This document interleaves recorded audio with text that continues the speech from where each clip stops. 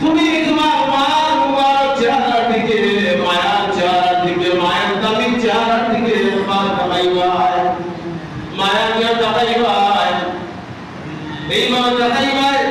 আমার মা বড় কষ্ট করিয়া আমার জন্ম দিতে প্রসব করছেন, আমার দুধ রাখছেন, দুধ বার বানাইছেন, লালন পালন করছেন। 10 টাকার জিনিস নিয়া, 20 টাকার জিনিস নিয়া আপনার মার হাতের মধ্যে দিবা, মার চেহারার মধ্যে তাকাইবা।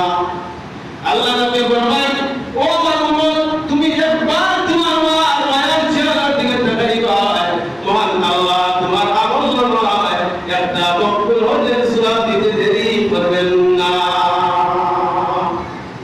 তুমি দুইবার তাকাইবা, তৃতীয়বার তাকাইতে দেরি তোমার আমল নামায় 2 নম্বর বার আরো একটা মকবুল হজের সওয়াব আসতে দেরি হবে না। তুমি 3 নম্বর বার তাকাইবা, তৃতীয়বার তোমার আমল নামায় আরো একটা মকবুল হজের সওয়াব।